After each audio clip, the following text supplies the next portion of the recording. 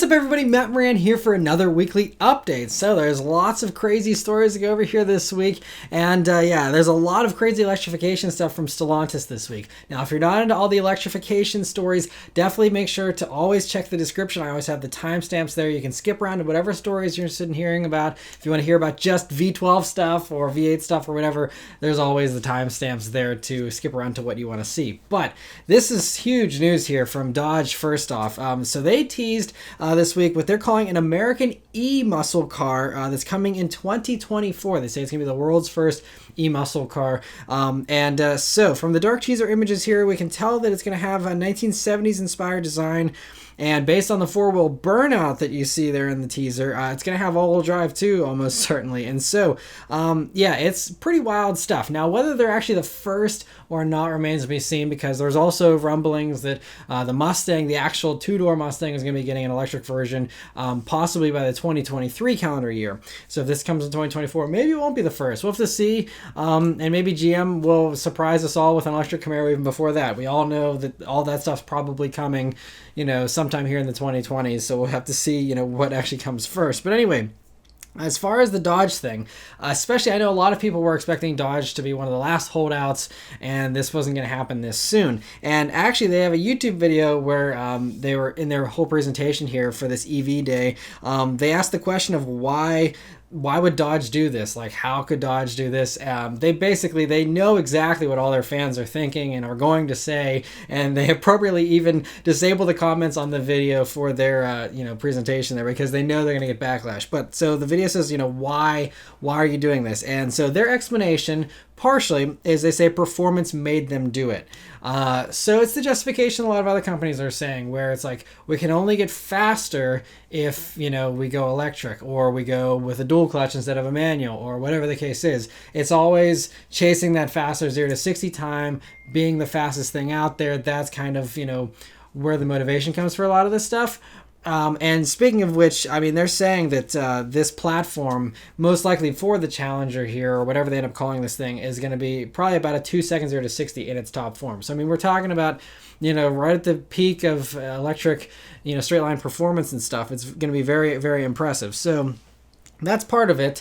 But obviously, I think they are still overlooking the enormous amount of people that don't care about having the fastest 0 to 60 time and just want, even though there's a lot of bragging rights and stuff in the, muscle car community and stuff, I think that most people would probably rather have a slower car that has sound and vibrations and all that drama. But anyway, that's part of their justification, but we do know that it's also about the laws and stuff that are coming. It's not just the performance, it's that everyone's doing this, and, Dodge can't just pretend that they don't live in the same world as the rest of us. And so, they also say that in their presentation here that you'll soon be able to tear up the streets without tearing up the planet. That's how they're also, one of the other justifications they have for this is like, look, everyone's doing this.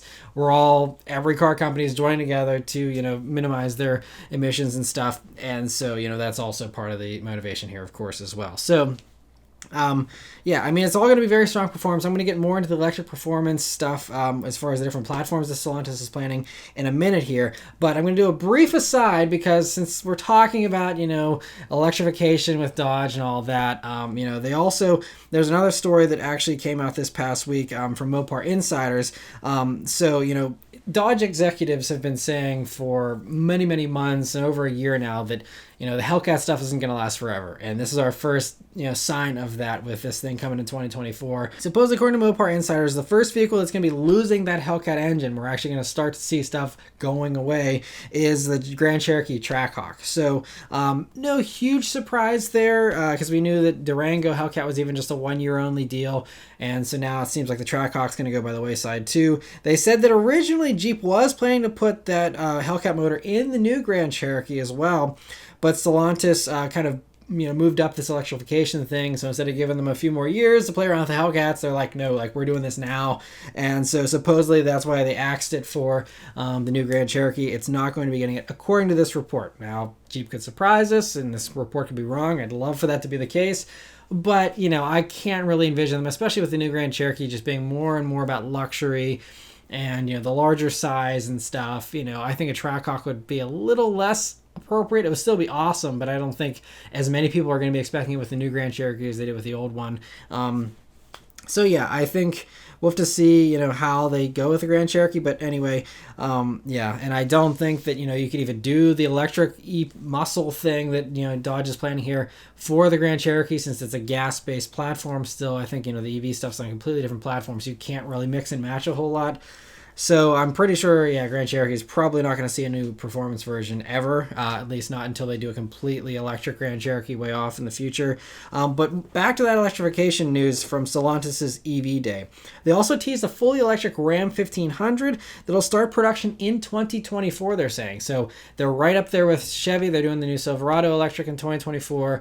And, of course, Ford's beating everyone at the punch here with the Lightning. But they also showed off a couple different looks. They showed one teaser that shows one front end, but then there's several other teaser images whenever they're discussing the electric platform that shows a Ram, and they're talking about this being the full-size Ram 1500, and that clearly looks different.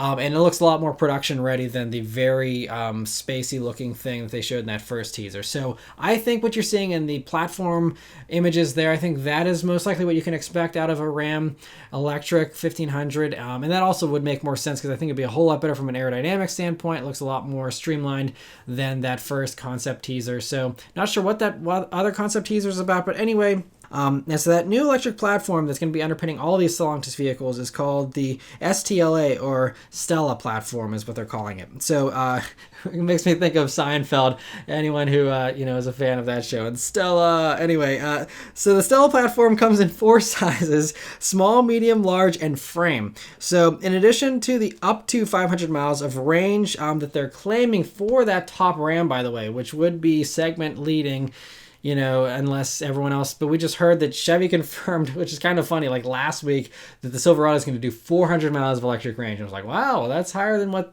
Ford's claiming for the Lightning. And then the next week, Ram's like, actually, let's make it 500. And it's kind of funny with this one-upping. And I'm sure that Chevy doesn't feel quite as awesome about their Silverado now, if, in fact, the Ram can make 500 miles happen. So anyway, like I said, 2 seconds 0 to 60 potential for that platform. Most likely the Ram would be slower, but might not be that much slower, since with these electric vehicles, weight doesn't seem to really matter a whole lot.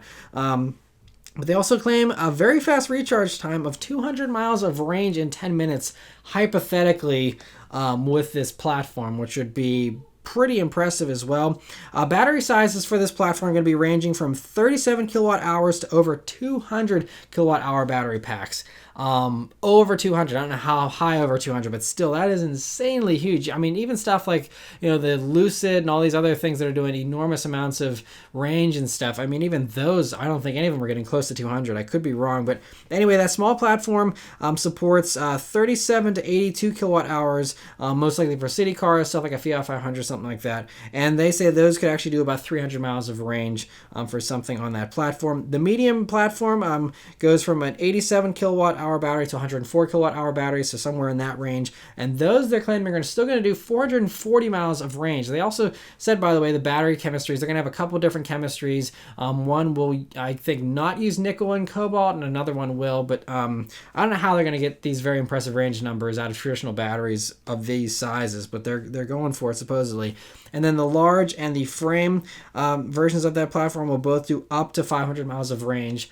So even the large platform, which means potentially a Charger or Challenger or something on that large platform, could do 500 miles of range, which is certainly help for those who want to drag race or actually, do circuit racing. If you have a 500-mile battery, you can actually do a track day and probably not have to worry about recharge times or something like that. But anyway, that frame platform, of course, is for the less aerodynamic trucks. That's going to be offering between 159 kilowatt hours and 200 kilowatt hours to, again, achieve those 500 miles. And then the large platform, like I said, does that same range, but the batteries for that large platform, so what you're going to see most likely in an electric muscle car, are going to do between 101 to 118 kilowatt hours for those battery packs. And so, yeah, very, very impressive stuff. Very large batteries. These are going to be very heavy vehicles. And they also said that large platform will be underpinning 8 different vehicles coming in the next 3 to 5 years. I think the speediness of this whole rollout is what really impressed me the most from this presentation. 3 years is really quick. 5 years is still very quick as far as, a lot of these other companies are planning all this kind of stuff for in the 2030s and everything. And it's like next 3 to 5 years, we're going to have this stuff here. So they say the vehicles that are going to be on that large platform are going to range from a long-range luxury sedan, which sounds like a new 300, great news for Chrysler dealers and fans, and then they say it'll go from that to an all-conquering muscle car, which is probably what they're teasing there with the eMuscle thing, and then also a heart-of-the-market DUV. I'm not even sure what DUV is, honestly, but then a heart-of-the-market SUV as well. A very capable Jeep off-roading white space opportunity vehicle is one segment they were talking about. And then also a new mid-size truck. So also, some type of new Ram, Dakota or something like that, something smaller, which would actually, we'll see how fast Ford comes out with a Ranger electric. There's talks that they're all working on something like that as well. But, maybe Ram could beat them to the punch with having the first mid-size electric truck, aside from all the other random little EV startups and stuff doing mid-size stuff. But, we'll have to see how that all plays out. They had a bunch of various teasers, for the silhouettes of a bunch of those models. So we have a general idea of kind of what to expect with all that. And so even those ones they listed, though, that's still only 6 out of the 8 vehicles potentially that they're talking about. So there could still be a couple other surprises there. They also revealed a Chrysler crossover that they didn't name or formally introduce. It was just part of the teaser video. Like it was already something we already knew about, but it clearly wasn't. It's kind of interesting. So that could be the mainstream SUV they were talking about, but looks pretty cool. It almost looks like a Chrysler Pacifica just with a normal SUV body instead of, minivan body, but, kind of a similar, kind of also remind me of like the Chrysler Portal concept with the way you had the gauges and the screens and all that kind of stuff, but it looks fairly close to production. So, with the Cadillac Lyriq not coming till 2023 and all these other things really far off, I could see, 3 years from now, 2024, you have like this Chrysler being one of the first ones out there. And, that looks like it could be ready for sure in 3 years. And but I'm very excited to see what they do with the new Chrysler 300 if they end up calling it that, and just everything else they have planned here. It sounds like it's going to be very, very promising, and especially the muscle car stuff. We'll have to see how that all plays out. They also did kind of tease a 4-door looking muscle car kind of thing as well there, so I'm not sure if that's one of the other ones they're talking about. I think it's pretty well certain that a new Challenger and Charger will most likely happen. Both have sold very well, so I think they'll keep both of them around. But yeah, very interesting to see and hear all that. Also, a couple of the little tidbits here from Stellantis EV Day is that Fiat, they already announced that by 2030 they'll be fully electric. Kind of makes sense for a city car brand primarily. But they also today revealed all the Abarth products, that all the Abarth products are going to be fully electric by 2024. And that all Fiats will have a fully electric option by 2024 as well. So that gives us a couple of new things. First, we know there's going to be a bunch of new Fiats coming. It's not just like one model. Maybe here in the States we'll still just not get anything. We'll have to see. But at least we know that by 2024 we're either going to get new Fiats or Fiats leaving the States. I kind of drew that line in the sand, I think, and without actually coming out and saying it. But also tells us there's going to be more than one Abarth, because I said Abarth plural. So that's great too. Right now, there's only, I believe, the 500 Abarth overseas that's being sold. The 124 is already gone. So, unless they're doing a new version of that, I don't know what they're going to do. Maybe Abarth versions of all the other stuff they're planning, which would be cool. Have performance versions of everything. And, but interesting to get that little tidbit as well from Fiat. And then the last Stellantis electrification thing here is that for the U.S., they confirmed that the Grand Cherokee 4xe and, that's going to be coming. I got a few pictures of it, and that there's going to be 4xe versions of all of the Jeep lineup. So everything's going to have plug-in hybrids, which, totally made sense that they were going to be doing that. But now we have confirmation of that. They didn't confirm what powertrain is going to be in the Grand Cherokee 4xe, but it's most likely going to be the same one you get in the Wrangler 4xe, which is plenty of power for a Grand Cherokee still, and, should be totally doable. We already know that in Europe they have the 4xe versions of the Renegade and the Compass already. Most likely we'll just get those here in the States. So No big surprise there. So it's mostly just waiting to see what they do with the Cherokee. That's the last one I think that, it's pretty old at this point and does need a fully new version. And maybe they'll just go straight to fully electric with that one. We'll have to see. But anyway, interesting to hear all that electrification news from Stellantis. But coming back to some good old-fashioned sports car news here for this week, Lotus revealed the 2022 Emira, which is its last gas-powered car. They've said that. They said this is it. Now, this car is going to probably have a 7 or 8-year-long lifespan, so it'll last, probably up to about 2030 or so, or close to that. But they say this is the last one. They are doing electric stuff beyond that, but let's not worry about that right now. Let's focus on this Emira because it sounds really awesome. So it's quite a way to go out here. It looks fantastic. I think the proportions are just perfect. They just nailed everything. Whoever designed this vehicle, or the team that designed this vehicle, really bravo. This looks fantastic. And it seems like the good news of this car just continues on through the entire news of this car here. So first off, it's going to have 2 different engines going to be available along with 3 different transmissions. So the top model and the first one that will be arriving next spring will be powered by the same 3.5-liter supercharged Toyota V6 from the Evora. That sounds awesome and should be very reliable considering its Toyota basis. But that's great. They're going to have that motor continuing to live on. And it's going to be available with either a regular torque converter automatic or a manual transmission, thankfully. So Emira with a supercharged V6 mid-engine that's reliable and a manual transmission. That sounds fantastic. I'll sign up for one of those right now if I had the money. The other engine coming, though, next summer still sounds pretty cool. It's going to be the 2-liter Turbo 4 from AMG, actually. They partnered up with AMG, and it's going to be paired up with a dual-clutch transmission, most likely from Mercedes as well. And so they didn't say any specifics as far as the horsepower for each model. They only gave a range. So they said the horsepower would range from 360 horsepower to 400 horsepower. And most likely that 400 horsepower number is for the one with the V6, because the Evora GT already does 416 horsepower from that V6.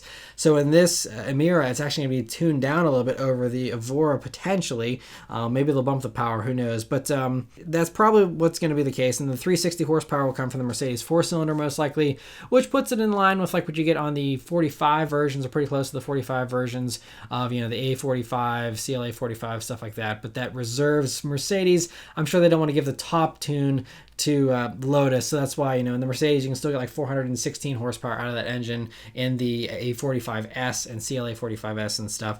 So I think that kind of makes the most sense. That's going to be the 360 horsepower motor. But anyway, 0 to 60 time is listed at 4.5 seconds. Again, I don't know which engine that is or which transmission pairing or what, but 4.5 seconds still sounds fine. Again, this is a kind of car where you're not super worried about the 0 to 60 anyway. 4.5 is plenty. And so, yeah, but a few other exciting details about this car are that handling is going to be fantastic, like you would expect out of a Lotus. But the recipe really sounds promising here. It's going to have a curb weight of around 3,100 pounds for the lightest version. So, that's only, roughly about 200 pounds heavier than a Subaru BRZ or Toyota 86 with 360 to 400 horsepower. Sounds awesome.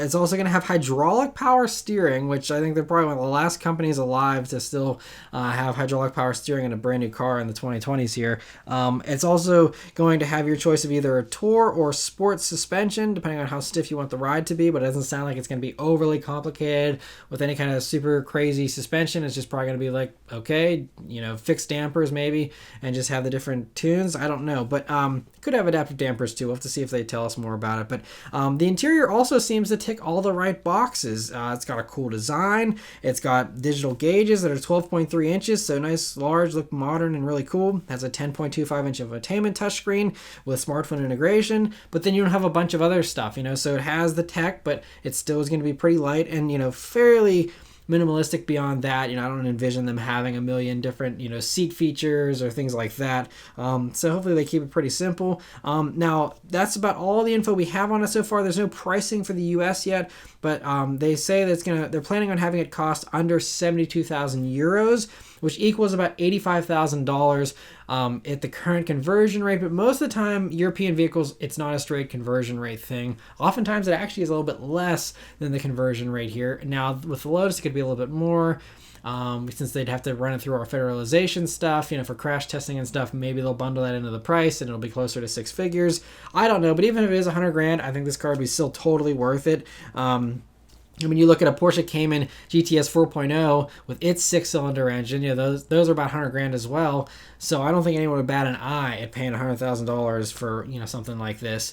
And I think, honestly, it looks, even nicer than that, and a lot more exciting than a Porsche Cayman. Not that the Porsche Cayman looks bad, but man, line it up next to this thing, and I mean, the Cayman's going to look pretty pedestrian by comparison. This thing looks fantastic. So awesome to see that. And I'm excited. They're going to be arriving here relatively soon. I think they said, spring for the first ones and then summer for those next ones. So this time next year, hopefully we'll see a few Emiras. I'm actually one of the few people on planet Earth that has a Lotus dealer fairly close to their house. So I'm hoping to actually start to see these things popping up sometime next year. That would be awesome. But anyway, very awesome to hear all that. BMW this week also had a huge reveal here. The 2022 2 Series this week, the actual two-door version. So I'm just overjoyed that it's back. Even though the styling looks a little bit off to me, I don't even care, because the fact this car is even coming back is something that most people probably just assumed it was dead, because, who buys these little coupes anymore? Hardly anybody. But I think, there was just so much praise for the M2 and stuff that hopefully that's kind of what convinced BMW to keep it around. And so, anyway, this version is heavily redone, though. It's not like they just reskinned the old car. So, and also it's awesome, they're offering it in purple, which is a very cool, fun trend that I hope continues. Anyway, but as you can tell from the more stretched proportions, it is bigger than the old car, measuring between 3.5 and 4.3 inches longer, depending on whether it's the 230i version or the M240i. So, a little bit of a more aggressive bumper setup on the M240i to make it a little longer there. The wheelbase is also 2 inches longer now, and both cars are 2.6 inches wider as well. So should be a little bit more stable. Maybe a little bit less tail happy. We'll have to see with the stretched out wheelbase and proportions there, but I'm sure it'll still be great. The 230i predictably runs the same 2-liter turbo 4, doing the usual 255 horsepower, 295 pound-feet of torque that motor makes in all its other applications throughout the BMW world, and even in the Supra 2.0. And then the M240i is going to be using the B58 3-liter turbo inline 6 that does 382 horsepower and 369 pound-feet of torque, much like what you get in the Supra. And at launch, the M240i will be all-wheel drive only, and the 230i will be rear-wheel drive only, but eventually both will be available with your choice of either rear-wheel drive or all-wheel drive. But sadly, it sounds like they're all going to be automatic only, at least for now. There's some people are suspecting that maybe they'll offer a manual, but considering they don't have a manual paired up with this motor in the Supra and the M2 competition and stuff like that, so I don't know. We'll have to wait and see what they do with that. But anyway, it would be great if they did bundle a manual in with that, but they might just be saving the manual for the M2 this time. We'll have to see. But anyway, curb weight for the lightest 230i is 3,519 pounds, so that should go to show just how impressive that Lotus is. The Lotus probably isn't much smaller, and yet it's 400 pounds lighter than even a little 4-cylinder 2 Series coupe. I'm just in love with that Lotus. Anyway, but back to the BMW. It seems like BMW has been really focusing on weight distribution for the 2 Series, though, because they mentioned all the details here, saying it's going to be 51.6% front, 48.4% rear for that 230i version, but then that M240i version, is a little bit heavier with a bigger engine and stuff, but that's still going to be pretty good at 53.1% front, 46.9% rear weight distribution. And the M240i also adds in bigger brakes, adaptive dampers, electronic limited slip differential, all that kind of stuff, as you would expect. Inside, it looks like basically what you're expecting. Most other BMWs here, with the large screens for both the gauges and the infotainment, has those nice newer climate controls. It does get some pretty cool ambient lighting, though. I really like that. It's a nice touch. And it's going to be arriving in November, but we don't have any pricing yet for those either. Rimac had some really big news this week. So they announced their partnership with Bugatti finally, which is, there's been a lot of speculation about. Now we have all the details. So Rimac has technically merged with Bugatti, with Rimac owning 55% of both brands and Porsche owning 45% of both Bugatti and Rimac. So it's like, some people were thinking like Rimac was like buying out part of Bugatti, but then like Porsche in the deal gets like basically half of Rimac. So they're all kind of just like combining together in a way. And so Rimac said the partnership will create a new automotive and technological powerhouse. But in an interview that he did with Auto Express, Mate Rimac reassured Bugatti fans, saying, "I'm a car guy. We will not just recycle what we have, not restyle the Chiron or hybridize the Chiron. We're developing a completely new product from the ground up. everything because we think that's the best way to go. That product will have an internal combustion engine. So it's not like Rimac takes over and all of a sudden everything's just electric and, badge engineered versions of the same Rimacs. It's going to be totally different, totally unique. He also likened it to Bugatti's like a Swiss watch versus an Apple Watch, where they're going to be very different with, their ethos and kind of their whole execution of everything, and so that'll be very interesting. He did add, though, that within this decade there will be a fully electric Bugatti, but by the end of this decade there will be combustion engine Bugatti models as well, but heavily hybridized. So, that's kind of where they're going to be taking that. But he did say Bugatti's plural, which suggests there's going to be more than one model in the Bugatti lineup. There's been talk for a long time about them doing a four-door version of the Veyron and stuff like that never happened. My guess is if they're going to do an electric Bugatti, it will probably be the sedan, so they upset less people. And then, you can kind of be a little more daring with that and then stick to the same formula just with a hybridized component like he's mentioning here for the two-door Chiron successor, whatever it ends up being. We'll have to see how it all shakes out. But yeah, very interesting to hear that. Other supercar news this week comes from Lamborghini, who revealed the final version of the Aventador and the final non-hybrid V12 model here. According to them, this is the last of the non-hybrid V12s. It's going to be called the Aventador LP780-4 Ultimae. And so it'll be available in both coupe and roadster variants and runs an enhanced version of the 6.5-liter V12 that does 770 horsepower now, 531 pound-feet of torque, which is 11 more horsepower than even the SVJ. So this is the new top dog as far as horsepower goes in the Aventador lineup here. 0 to 62 miles per hour takes 2.8 seconds, and the top speed is now 220 miles an hour. It also is 55 pounds lighter somehow than the Aventador S. I'm not sure how. They didn't really say how they got any of that weight out, but it still has the four-wheel steering, carbon ceramic brakes, all the same interior features, all that kind of stuff. The front end is slightly tweaked, but it's for better aerodynamics, and out back it gets a higher mounted exhaust setup from the SVJ. Maybe they saved a couple of pounds there over the traditional exhaust, but yeah, I don't know. There's also a more pronounced rear diffuser out back there. Looks pretty cool. And only 350 coupes and 250 roadsters will be built, and they'll start arriving later this year. There's no pricing for those yet, but like most limited edition supercars, who cares? Money's no object for those people. So that's that. Bentley this week has revealed the 2022 Flying Spur Hybrid, and so it uses the same setup you get in the Bentayga Hybrid, running the 2.9-liter twin-turbo V6 from Audi combined with an electric motor for 536 horsepower and 553 pound-feet of torque. It'll still do a 4.1 second 0 to 60 though, which means it's only 0.1 seconds slower than the V8 version. It runs a 14.1 kilowatt-hour battery that they say will do 25 miles of range on the easier WLTP testing cycle, but most likely will be closer to about 14 or 15 miles of range on the EPA test. But either way, cool to have electric range there in your Bentley. And otherwise, it's the same as other Flying Spurs, just with those hybrid badges there on the fenders and small little changes like the digital gauges and the infotainment, being tweaked to show the hybrid stuff there. But there's no pricing for those yet, but they'll be starting to arrive before the end of the year. So awesome to see that. Audi this week has teased 3 different concept cars via a LinkedIn post of all places.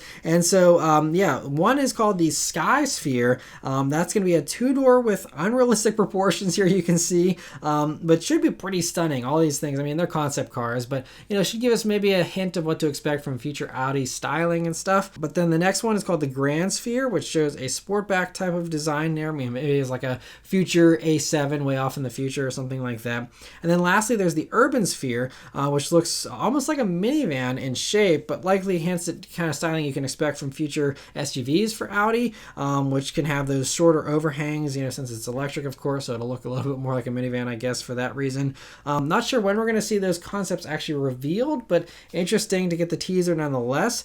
Genesis this week has revealed a sport trim for the G80 for the 2022 model year. And so I was hoping they'd do this actually. When I was reviewing the regular G80 at the beginning of this year, I was like, oh, this is so good, but I'd love to get a sport trim, to have everything be a little bit firmed up. And sure enough, here it is. So there's only 4 pictures of it, and we don't have a ton of information, but what we know so far, obviously the stuff you can see here, it's going to have very similar wheels to what you get on the GV70 Sport. It's going to get a darker grille, sportier front bumper. It's going to be slightly darker headlights, supposedly, even though they don't look that dark in the pictures, but that along with sportier exhaust tips, tweaked rear bumper, all that kind of stuff. Also, this color is new, and it's called Cavendish Red. It looks pretty striking. Inside it gets red leather seats with a sportier pattern, although you can get black leather seats as well if you'd like. There's also a sportier 3-spoke steering wheel, so those who hated the weird Genesis wheel that's a little bit out of the ordinary, now you can have a traditional wheel in this one, and you also have your choice of different trims here. There's going to be aluminum, carbon fiber, or a new type of diamond patterned weave.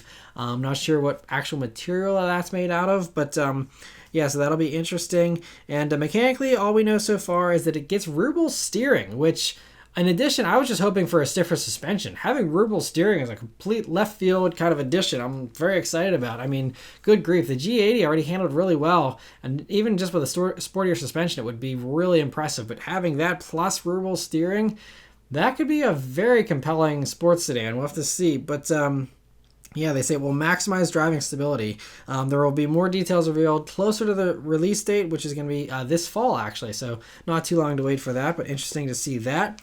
Kia has also given us a few more details here and pictures of the 2023 Sportage that was revealed last month. So, last month we just got a few pictures, and that was about it. Now we have some details, but they're not US specific. So this is a worldwide release. So some of the stuff could still change a little bit, but worldwide, the base engine will be the 1.6 turbo 4 from the Seltos and the K5 and all those kind of vehicles.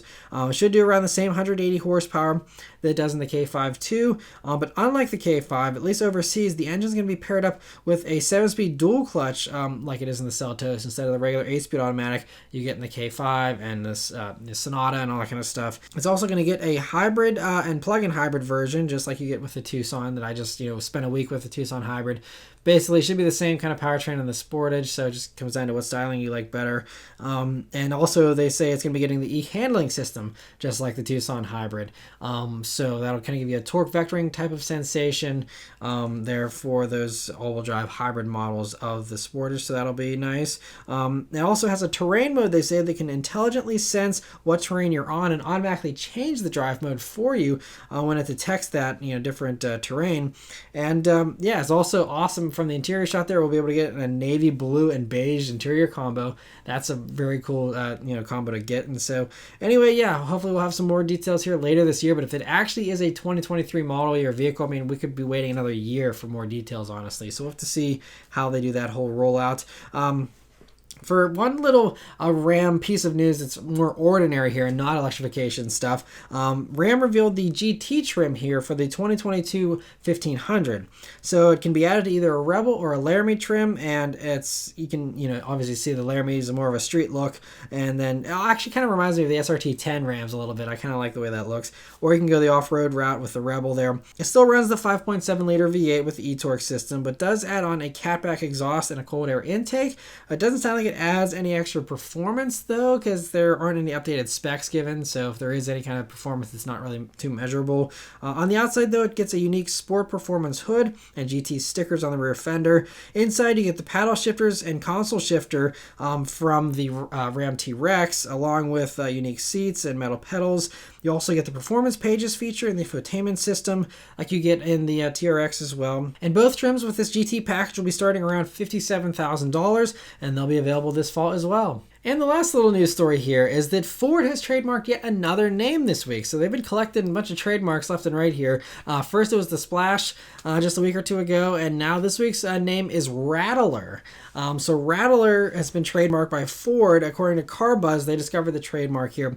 They think it could be used for a performance version of the Maverick, and their justification is that the Raptor name is too lofty for a lowly little Maverick, and so the Rattler name kind of sounds like a fun little off-road thing for the Maverick. And sure, in a normal world, I would agree with them, but then we're talking about Ford here. Ford doesn't care about their names and whether it fits or not. Look at the Mach-E. I mean, even the Lightning, a lot of people are still upset about them using that. I don't think Ford's too worried about desecrating any names. So I'm honestly, I wouldn't bat an eye if they did a Maverick Raptor. It wouldn't faze me one bit. I do think that the Raptor name should be reserved for crazier stuff, but there's already talk about a Ranger. Raptor, you know, coming as well, and so that's kind of downgrading the name a little bit already, even just with that. I mean, obviously they've had the Ranger Raptor overseas for a while, but you know, that's another thing that, you know, kind of takes it down a little notch there. So Maverick, you know, going down one further, you know, I don't think it's beneath Ford, but anyway, we'll have to see what they do with the Rattler name. I think Rattler, I mean, when I think that, I think of Shelby, so I could see it being potentially an electric Shelby, or, you know, some type of lower Shelby that's beneath the GT500, maybe a new version after the Mach 1 comes for a special edition Mustang, something like that. You know, it could really go for anything. So, you know, it's fun to speculate. We'll see if they ever use the name. They could just trademark it and let it sit on a shelf too. We'll have to wait and see. But anyway, interesting to hear that. But yes, that's it for all the news this week, guys. Like I said, tons of crazy stuff here. It's wild, and you know, it's gonna be crazy to see what they end up doing at Dodge and stuff. You know, I really hope that you know, of all the car companies, you know, Dodge is always one of the ones that really injects a lot of fun and drama and theater into a lot of their products, and so I'm hoping that, you know, they can maybe find a way to make an electric muscle car a little more emotional than just a faster to 60 time and four-wheel burnouts, as awesome as they are. You know, I'm hoping for some sound and some vibrations and some way to kind of you know, add some of that stuff in that's lost to electric cars. We'll have to wait and see. But yeah, let me know your thoughts on all that stuff in the comments below. Thank you guys very much for watching. Please continue to stay safe and healthy, and I'll see you guys in the next one. Take care.